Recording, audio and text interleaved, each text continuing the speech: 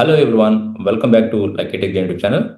So previous వీడియోలో నేను DevOps engineer అతను ఆఫీస్లో ఎలాంటి వర్క్ చేస్తాడు, ఏం వర్క్ చేస్తాడు అనేది నేను కంప్లీట్ వర్క్ ఫ్లో అయితే ఎక్స్ప్లెయిన్ చేస్తాను కదా. సో ఆ వీడియోకి ఒక సూపర్ కామెంట్ అయితే వచ్చిందండి. అదేంటంటే ఇప్పుడు మీరు ఏదైతే ఆ వర్క్ ఫ్లో ఇచ్చారో, బట్ ప్రజెంట్ ఉన్న సిచ్యువేషన్ ప్రకారం అంటే ఏ టూల్స్ని ఎక్కడెక్కడ యూజ్ చేయొచ్చు ఈ వర్క్ ఫ్లోలో, ఒక రియల్గా ఏం జరుగుతుంది ఐటీ ఇండస్ట్రీలో. చాలామంది డెవాప్స్ విత్ ఏ అంటున్నారు కదా, మరి ఎక్కడ ఎలాంటి టూల్స్ యూజ్ చేస్తారు, ఏమి యూజ్ చేస్తారు, ఎలాంటి టైంలో యూజ్ చేయొచ్చు అనేది మాకు కొంచెం ఐడియా, మాకు కొంచెం నాలెడ్జ్ అయితే షేర్ చేయండి అని చెప్తున్నారు. సో అందువల్ల నేను ఈ వీడియో అయితే అప్లోడ్ చేస్తాను. ఇది వీడియో ఎండ్ వరకు చూడండి, మీకు ఒక క్లారిటీ అయితే వస్తుంది. బట్ ఒకటి గుర్తుపెట్టుకోండి, ఇప్పుడు చెప్పే ఏ టూల్స్ అన్నీ నేర్చుకోమని కాదు. సో మోస్ట్లీ సాఫ్ట్వేర్ ఇండస్ట్రీలో ఆర్ ఐటీ ఇండస్ట్రీలో ఎక్కువగా యూజ్ చేస్తుంది ఏంటంటే గిట్ హబ్ కోపైలట్ అండి, ఆర్ చాట్ జీపీటీ. ఈ రెండు ఎక్కువగా యూజ్ చేస్తుంటారు, అది ఎలాంటి సిచ్యువేషన్ అయినా సరే. బట్ ఇంకా అది డిపెండ్స్ ఆన్ ది ప్రాజెక్ట్, వాళ్ళ ఏ టూల్స్ పర్మిషన్ ఉన్న సందర్భంగా వాళ్ళ ప్రాజెక్ట్, సపోజ్ మైక్రోసాఫ్ట్ ఏదైతే దానికి సంబంధించి మైక్రోసాఫ్ట్ కోపైలట్ యూజ్ చేస్తుంటారు. సో అలాగా మీరు కన్సిడర్ చేసుకోవచ్చు. బట్ మేజర్గా ఏంటంటే ఎవ్రీ స్టేజ్లో ఎక్కువగా గిట్ హబ్ కోపైలట్ కానీ అండ్ చాట్ జీపీటీ కానీ ఎక్కువగా యూజ్ చేస్తుంటారు. సో డిస్కస్ చేసే ముందు ఒక క్వశ్చన్ అయితే చాలామంది కామెంట్ చేయటం కానీ అండ్ డౌట్ ఇంకా వాళ్ళ మైండ్లో ఉంది ఏంటంటే, ఈ ఏఐ వల్ల ఏఐ వచ్చేసింది కదా, మరి డెవాప్స్ జాబ్స్ ఇంకన్నీ పోతాయా, రీప్లేస్ చేస్తుందా అనేది. అది మాత్రం కరెక్ట్ కాదండి, అది అసలు యాక్చువల్గా ట్రూ కూడా కాదు. సో నిజానికి ఏంటంటే ఈ Microsoft, Amazon, Google, Git hub, అట్లాసియన్ అన్నీ ఏఐని డెవాప్స్లో యూజ్ చేస్తున్నాయి. ఏ టూల్స్ యూజ్ చేసుకుంటున్నాయి వాళ్ళ రిక్వైర్మెంట్ బట్టి, వాళ్ళ ప్రొడక్టివిటీ ఇంప్రూవ్ చేసుకోవడానికి.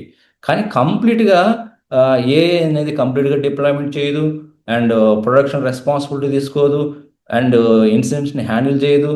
జస్ట్ ఏఐ అనేది ఏంటంటే సజెస్ట్ చేస్తుంది, మనం కరెక్ట్గా ప్రాంప్ట్ ఇస్తే అది ఒక సజెషన్ ఆర్ అవుట్పుట్ అది ఇస్తుంది. కానీ డెసిషన్ మాత్రం ఫైనల్గా డెవాప్స్ ఇంజనీర్. అంటే వర్క్ ఫ్లోలో ఏఐని ఎలాగా యూజ్ చేస్తున్నారో చూద్దాం. ఫస్ట్ ఏంటి, ఫస్ట్ది రిక్వైర్మెంట్ అనాలిసిస్. ఈ రిక్వైర్మెంట్ అనాలిసిస్లో మనం ఏం డిస్కస్ చేసాం, ప్రీవియస్ వీడియోలో కూడా చెప్పుకున్నాం. బిజినెస్ టీమ్ ఏం చేస్తుందంటే డిస్కస్ చేస్తుంది about the requirement. Okay, requirement కానీ, దీని డెడ్ లైన్ కానీ, ప్రాజెక్ట్ గురించి, వాళ్ళ యొక్క టాస్క్ ఏంటి, రిక్వైర్మెంట్ ఏంటి అన్ని డిస్కస్ చేస్తుంటారు. సో ఇంతకుముందు ఏం చేసేవాళ్ళు, మాన్యువల్గా ప్రతిదీ నోట్ చేసుకునేవాళ్ళు. ఓకే, ఏంటి క్లయింట్ రిక్వైర్మెంట్స్ ఏంటి, అది ఇది మొత్తం డిస్కషన్ అంతా కూడా మాన్యువల్గా నోట్ చేసుకునేవాళ్ళు. బట్ ప్రజెంట్ ఏం జరుగుతుందంటే, మనం కొన్ని ఏఐ టూల్స్ యూజ్ చేసి, అది మైక్రోసాఫ్ట్ కోపైలట్ కావచ్చు, ఆర్ గూగుల్ జెమినీ కావచ్చు, ఆర్ చాట్ జీపీటీ కావచ్చు, ఎనీథింగ్ డిపెండ్స్ ఆన్ ది వాళ్ళ పర్మిషన్, ఏఐ టూల్స్ యూజ్ చేసిన బట్టి. ఓకే, సో వాళ్ళు ఏం చేస్తున్నారంటే ఆ మీటింగ్ సమ్మరీని కానీ, ఆ యాక్షన్ ఐటమ్స్ కానీ, టాస్క్ను కానీ, డాక్యుమెంటేషన్ కానీ అన్నీ జనరేట్ చేస్తున్నాయి యూజింగ్ దీస్ ఏఐ టూల్స్ అనమాట. మనం మాన్యువల్గా ఏం రాసుకోవడం అవసరం లేదు, అసలు ఏం డిస్కస్ చేసాము ఏంటి, ఆ సమ్మరీ ఏంటి, ఆ మీటింగ్ సమ్మరీ ఏంటి, మొత్తం అది జనరేట్ చేస్తుంది. సో డెవాప్స్ ఇంజనీర్ వాటిని తర్వాత వెరిఫై చేసుకొని దాని ప్రకారం నెక్స్ట్ స్టెప్ తీసుకుంటారనమాట. ఇది ఒక మెయిన్ ఫీచర్. అంటే చాలా వరకు మాన్యువల్ వర్క్ తగ్గిపోతుంది ఇక్కడ. Okay, next code deployment. Code డిప్లాయ్మెంట్లో ఎక్కువ డెవలపర్స్ కోడ్ స్క్రాచ్ నుంచి రాయకుండా వీళ్ళు గిట్ హబ్ కోపైలట్ మేజర్గా యూజ్ చేస్తుంటారు.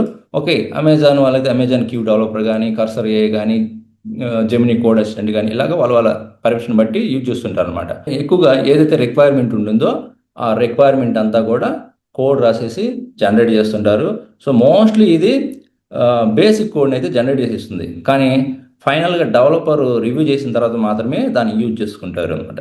ఓకే, సో ఏ అయితే కోడ్ రాస్తుంది, ఆర్టిఫిషియల్ ఇంటెలిజెన్స్ కోడ్ రాసిస్తుంది, బట్ రెస్పాన్సిబుల్ మాత్రం ఫైనల్గా ఎవరిది, డెవలపర్ది. రిక్వైర్మెంట్ ప్రకారం అది వర్క్ అవుతుందా లేదని చెక్ చేసి, మొత్తం చెక్ చేసుకొని ఫైనల్గా డెసిషన్ మాత్రం డెవలపర్ది అండి, అది గుర్తుపెట్టుకోండి. సో ఇక్కడ మనం ఏఐని ఒక అసిస్టెంట్ టూల్ లాగా యూజ్ చేస్తున్నాము ప్రస్తుతానికి కూడా. ఓకే, నెక్స్ట్ ఏంటంటే గిట్ పుష్ అనమాట. అంటే పుష్ చేయటం, కోడ్ని గిట్ రిపాజిటరీలోకి పుష్ చేయటం. ఈ పుష్ చేసే ముందు ఏఐ చెక్ చేసుకునే ఆ ఫెసిలిటీ కూడా ఉందండి. అంటే ఎగ్జాంపుల్గా పాస్వర్డ్స్ కానీ, ఏపీఐ కీస్ కానీ, సీక్రెట్స్ కానీ, హార్డ్ కోడ్ క్రెడెన్షియల్స్ కానీ ఉంటే వెంటనే వార్నింగ్ ఇస్తుంది. ఓకే, దానికి మనం ఏం చేస్తున్నాం, గిట్ హబ్ కోపైలట్ కానీ, అమెజాన్ క్యూ డెవలపర్ కానీ ఎనీ వన్ టూల్ యూజ్ చేస్తుంటారని అది గుర్తుపెట్టుకోండి. డెవలపరు గిట్ హబ్కి కోడ్ పుష్ చేసే ముందు ఏ అనేది ఇవి పాసిబిలిటీ చెక్ చేస్తుంది. ఓకే, పాస్వర్డ్స్ కానీ, ఏపీఐ కీస్ కానీ, సీక్రెట్స్ కానీ, హార్డ్ కోడ్ ఏదైనా వార్నింగ్ వస్తే వెంటనే ఇది ఇస్తుంది అనమాట. ఇలా ప్రొడక్టివిటీ, సెక్యూరిటీ ఇష్యూ అనేది చాలా వరకు తగ్గిపోతాయండి. ఓకే, ఆ నెక్స్ట్ మనం యూజ్ చేస్తుంది ఏంటంటే జెన్కిన్స్ పైప్ లైన్ ట్రిగర్ అనమాట. ఓకే, కోడ్ పుష్ అయింది, పైప్ లైన్ కూడా స్టార్ట్ అయింది. ఓకే. ఇన్ కేస్ పైప్‌లైన్ గాని ఫెయిల్ అయిందంటే వెంటనే ఇంతకుముందు మనం ఏం చేసేవాళ్ళం అంటే ఏఐ రాకముందు మనం గూగుల్ చేయటం గానీ, స్టాక్ ఓవర్‌ఫ్లో యూజ్ చేయటం గానీ, డాక్యుమెంటేషన్ గానీ ఇవి వెతికేవాళ్ళు. ఇప్పుడేం చేస్తున్నాము గిట్‌హబ్ కోపైలట్ యూజ్ చేస్తున్నాము, ఆర్ అమెజాన్ కీ యూజ్ చేస్తున్నాము, ఆర్ చాట్‌జీపీటీ యూజ్ చేసి ఆ పైప్‌లైన్ లాగ్ చూసి ఎందుకు ఫెయిల్ అయిందో అని ఎక్స్‌ప్లెయిన్ చేస్తాం. ట్రబుల్ షూటింగ్‌కి చాలా ఫాస్ట్‌గా అవుతుందనమాట. ఓకే. అసలు ఎందుకు ఫెయిల్ అయింది? ఏంటి ప్రాబ్లమ్ అనేది మనం చాట్‌జీపీటీకి గాని, గిట్‌హబ్‌లో ఇస్తే అది ఇమ్మీడియేట్‌గా మనకి ఎక్కడ ఫిక్స్ చేయాలి, ఏంటని మనకు చూపిస్తుందనమాట. ఇమ్మీడియేట్‌గా మనకి ఆ ప్రొడక్టివిటీ అనేది ఇంప్రూవ్ చేసుకోవచ్చు. Next build stage. అంటే బిల్డ్ స్టేజ్ అంటే మనం ఏదైతే అప్లికేషన్‌ని బిల్డ్ చేస్తామో అది మెమెన్ ఆర్ గ్రేడల్ యూజ్ చేసి చేస్తుంటారు. ఒకటి okay. Code compile and build చేయడానికి. వన్స్ కోడ్ మన సోర్స్ కోడ్‌ని డౌన్‌లోడ్ చేసుకున్న తర్వాత దాన్ని బిల్డ్ లాగా తయారు చేస్తామన్నమాట. జార్ ఫైల్స్ లాగా. ఇన్ కేస్ బిల్డ్ ఫెయిల్ అయిందనుకోండి బిల్డ్ సక్సెస్ అయితే ఓకే. బిల్డ్ ఫెయిల్ అయిందనుకోండి. ఎందుకు ఫెయిల్ అయింది? ఏమన్నా డిపెండెన్సీ కాన్‌ఫ్లిక్ట్ అయిందా? ఏదన్నా జావా వర్షన్ ప్రాబ్లమ్ వచ్చిందా? ఏదన్నా లైబ్రరీ మిస్ అయిందా? ఏదన్నా వర్షన్ కంపాటిబిలిటీ ఇష్యూ ఉందా? ఇవన్నీ గూడా చాలా గంటలు పనంతా గూడా అవర్స్ పట్టే పనిని నిమిషాల్లో కంప్లీట్ చేసేస్తుందండి. సో, దానికి గూడా మనం చాట్‌జీపీటీ గానీ, కోపైలట్ గానీ, అమెజాన్ క్యూ డెవలపర్ గానీ యూజ్ చేస్తాం. నెక్స్ట్ ఏంటంటే సోనార్ క్యూబ్ అని. అంటే కోడ్ క్వాలిటీని చెక్ చేస్తుందండి సోనార్ క్యూబ్ అనేది. ఓకే. ఇక్కడ మీకు ఆల్రెడీ నేను ఎక్స్‌ప్లెయిన్ చేశాను. సోనార్ క్యూబ్ ఏం చేస్తుంది? సెక్యూరిటీస్‌ని గాని, వాలిడేషన్స్ గాని చెక్ చేస్తుంది. ఈ సోనార్ క్యూబ్ మాన్యువల్ కంటే కూడా ఏఐ యూజ్ చేసి వాళ్ళ వర్క్‌నైతే చాలా టైంనైతే తగ్గించుకుంటున్నారండి. అంటే ఏదైనా ఎర్రర్ వచ్చిందనుకోండి. ఆ ఎర్రర్ ఎందుకొచ్చింది? ఎలా ఫిక్స్ చేయాలి? ఏ లైన్ చేంజ్ చేయాలి? అన్నీ సజెస్ట్ చేస్తుంది ఏఐ టూల్ అనేది. కానీ ఫైనల్ ఫిక్స్ మాత్రం ఎవరు చేస్తారు? ఫైనల్ ఫిక్స్ మాత్రం డెవలపర్ చేస్తుంటారు. ఓకే. సో, సెక్యూరిటీ ఇష్యూస్‌ని ఎక్స్‌ప్లెయిన్ చేస్తుంది. సో, ఏమైనా బగ్స్ గాని, ఇష్యూస్ ఉంటే వాటిని ఎక్కడ ఫిక్స్ చేయాలి ఏంటనేది మనకి సజెస్ట్ చేస్తుందనమాట. సో, దీనికైతే టూల్స్ ఏమేమి ఉన్నాయి టూల్స్ సోనార్ ఏఐ గాని, గిట్‌హబ్ కోపైలట్ ఆటోఫిక్స్ గాని యూజ్ చేస్తారు. నెక్స్ట్ ఏంటంటే డాకర్ ఇమేజ్ బిల్డ్ చేయడంలో కూడా ఏఐ టూల్స్ అయితే యూజ్ చేస్తుంటారండి. అంటే డాకర్ ఫైల్ క్రియేట్ చేయడానికి మనం ఏఐ టూల్స్‌ని గిట్‌హబ్ కోపైలట్ గాని, చాట్‌జీపీటీ గాని వీటిని యూజ్ చేస్తుంటాం. సో, జనరల్‌గా ముందైతే ఇన్ ద ప్రీవియస్ డేస్ ఏందంటే ఎర్లియర్ డేస్‌లో ఎలా అంటే డాకర్ ఫైల్‌ని మాన్యువల్‌గా క్రియేట్ చేసేవాళ్ళు. ఇప్పుడన్నీ కూడా ఏఐ హెల్ప్ తీసుకొని గిట్‌హబ్ కోపైలట్ గాని, చాట్‌జీపీటీ గాని యూజ్ చేసుకొని ఈ డాకర్ ఫైల్‌ని ఈజీగా జనరేట్ చేస్తున్నాం. అంతే కాదండి ఇమేజ్ సైజ్ కూడా ఆప్టిమైజ్ చేయమని సజెషన్ కూడా చేస్తాయన్నమాట అవి. ఎగ్జాంపుల్ చెప్పాలంటే ఇప్పుడు 900 ఎంబీ ఇమేజ్ ఉందనుకోండి. అది మల్టీ స్టేజ్ బిల్డ్ ద్వారా 300 ఎంబీ లోపలికి తీసుకురావడానికి సజెస్ట్ చేస్తాయని. ఓకే. సో, ఈ విధంగా మనకి కొంత హెల్ప్ చేస్తుందండి ఏఐ అసిస్టెంట్ అనేది ఇమేజ్ ఆప్టిమేషన్ చేయడంలో కూడా. ఆ నెక్స్ట్ ఏంటి అంటే ఆ image once docker image create చేసిన తర్వాత మనం పుష్ చేస్తాం కదా దేంట్లోకి ఈసీఆర్‌లోకి. ఓకే. సో, ఏడబ్ల్యూఎస్ ఈసీఆర్‌లో పుష్ చేస్తాం. సో, డాకర్ ఇమేజ్ అప్‌లోడ్ చేసే ముందు ఏఐ ఇమేజ్ స్కాన్ చేస్తుందనమాట. ఏఐ అనేది ఇమేజ్ స్కాన్ చేస్తుంది. ఇప్పుడు సపోజ్ అవుట్‌డేటెడ్ ప్యాకేజ్ గానీ, నోన్ వల్నరబిలిటీస్ గానీ, ఓల్డ్ బేస్ ఇమేజ్ గానీ ఉంటే అలర్ట్ చేస్తుంది. సో, దీంతో ప్రొడక్షన్ సెక్యూరిటీ అనేది ఇంప్రూవ్ అవుతుంది.